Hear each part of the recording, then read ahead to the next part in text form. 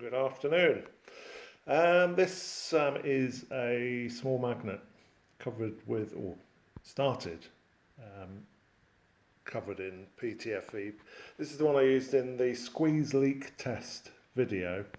I used it once on one day and the PTFE covering has peeled off. So I'm not going to use that. I'm looking for something else, as you may have seen on the forum. So we'll get rid of that. Reason for this video is, oh that's odd isn't it? Low C with the bonnet up. Why? Well, it's just at the moment to show you that that's traditional pad in there. Forget the black thing below it. It's just to show that it's flat. So that is flat. I'm going to take it out now. And that. Right. So what am I doing with this Yanagisawa tenor? Well, I've just taken it all apart, cleaned it, put it back together again. I didn't play it very much since I bought it. Just test blew it really, and then decided it was filthy dirty and that I needed to clean it. But I've put it all back together, tested it today, and it's not playing low C or below. So why is that? Well, if you look in here, there's no spring on this, as you may have imagined. You might see why, because put a leak light in here.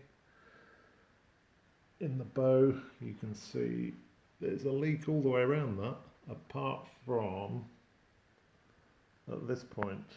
And if I open that up, you can probably see that there's a high point where the high point is.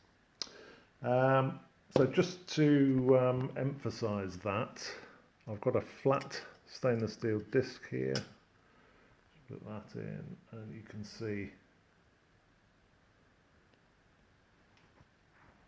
that indeed that is where the problem is. Let's just get that out of the way.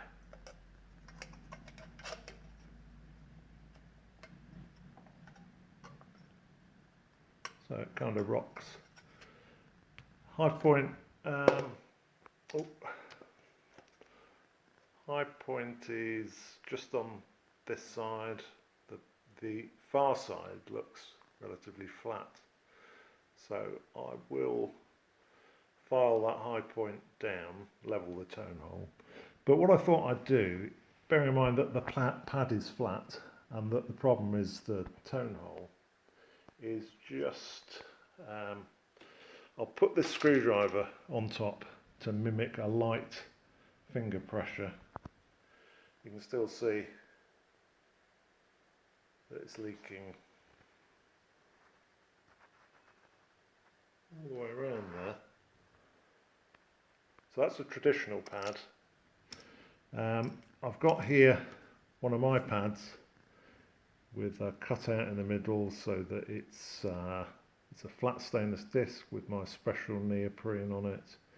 And I just made that yesterday just really to so I could have flat reflectors inbuilt to the pad rather than putting a domed reflector over it and adding to the weight and cost. So let's just pop that in, get it fairly central. Put the screwdriver back on. I was just wondering whether it would take up the slight warp in the tone hole. Tiny little leak, or was it? No. Yeah, tiny little leak there.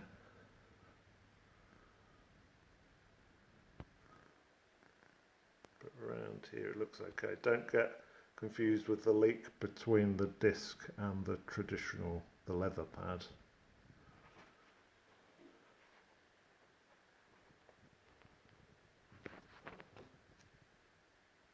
So it's much better than it was with the leather pad, which suggests that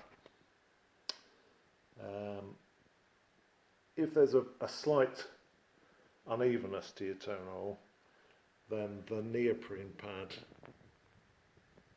may well take that up. But bear in mind these are going to be installed in sets. I would expect any tech to want to make sure the tone holes are level first in any case, but it's just interesting to see that it does a better job of coping with an uneven tone hole. So that's it for today really, just a little aside whilst I wait for parts for my, my new pads. Speak to you soon, bye.